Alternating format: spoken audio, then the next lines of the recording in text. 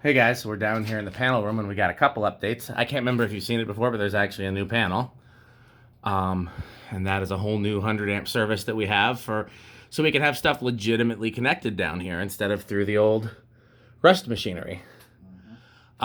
This was you want to say where you got this, right? So yeah, so that is a 1960s Lakewood floor fan that I got from Tori at Fanimation. Got it for free from him, so thank you, Tori. We now have a nice blower fan down here. This may not be the permanent location for this, but this is for here while we were working. Oh, we're working, yeah. And it works beautifully. And then we have a more permanent ceiling fan down here, and that we now have.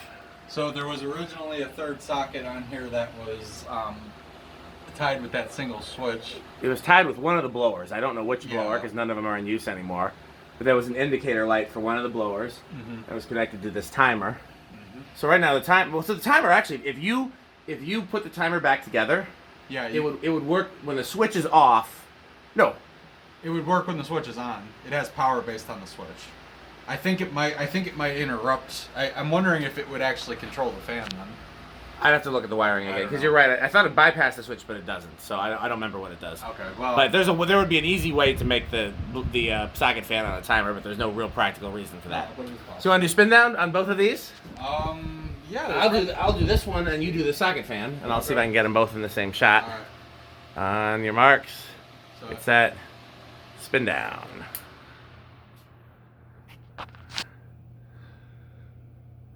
I mean, socket fan. Yeah, but that's also put up quite a fight considering how small it is, though. Well, they both stopped pretty quick. Has this been oiled at all? Tori's really good about maintaining his stuff. So it's probably just been oiled, but hasn't been running a while. Well, that and all the weights on the bottom bearing too. It's not. That's true too.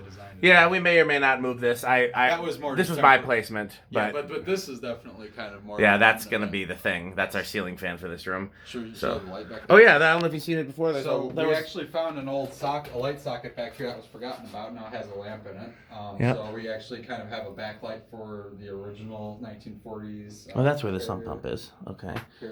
Yeah, we got a light for that. We're gonna. Oh, this thing works now too.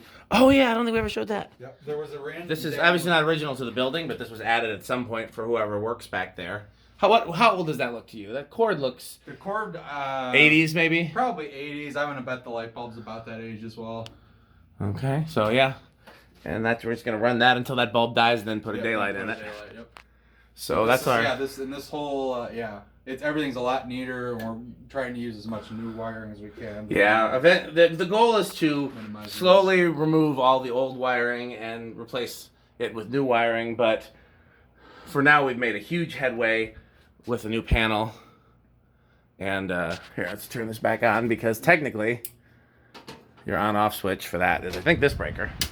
Yep. But it also does, because they're both just they're both plugged into that panel outlet. We can always add more outlets. That's easy enough to do. Okay, well, we're going to do some more filming later, so thanks for watching.